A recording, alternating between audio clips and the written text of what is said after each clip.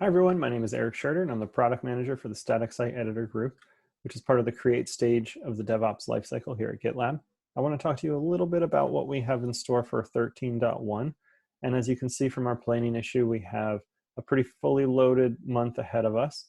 We're focused this month on delivering a couple new features in the Static Site Editor, as well as iterating on a couple of existing features. And we've made some room to address some tech debt and back-end improvements that we've accumulated along the way. The first improvement I want to highlight is actually a bit of feedback that came from our MVC over the past couple releases. And that is that in the editor itself, there's a button on the bottom of the screen that allows you to return to the website that you came from. And this action, if you have not submitted your changes, is fairly destructive. So we want to make sure that that's a very intentional action. We're going to make that a two-step confirmation. Make sure that you understand that any changes that you've made in the editor that have not already been saved will be lost if you navigate away from the site. We're going to be working on improving this experience and using local browser storage and things like that to ensure that no data gets lost even in the event of a browser crash. But for now, we're just going to make sure that that button that we provide is a very intentional action. Now the next one's a little bit bigger, and the static site editor, in the last milestone, we introduced a what you see is what you get rich text WYSIWYG editor. But one of the challenges there is that there's some content in a Markdown file that's not really parsed well by WYSIWYG editor. The most noticeable type of content that's almost universally included in all Markdown pages that are part of a static site generator is Frontmatter. So that's the metadata up top in the very first few lines of the Markdown file that lets the static site generator know things like the title or what categories or tags. It's a fairly loosely structured area for this content. But when you apply the formatting rules in the WYSIWYG editor, it sort of takes away the meaning there. So what we would like to do is just strip that content out so that when you're in the WYSIWYG editing mode, all you see is the content of the page. And so what that would look like, if I switch over here, is when you're in the WYSIWYG editing mode, you see your content and you can edit it.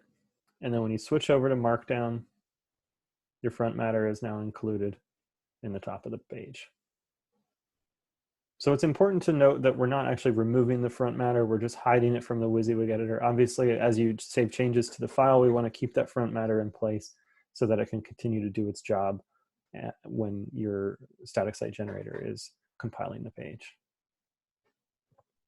The next issue I want to talk about is somewhat related, but this extends beyond the Frontmatter and into Markdown pages that contain non-Markdown content. So a lot of times this means embedded HTML, just raw HTML tags that are necessary to extend the layout or the formatting and take the page contents beyond what's available in Markdown syntax.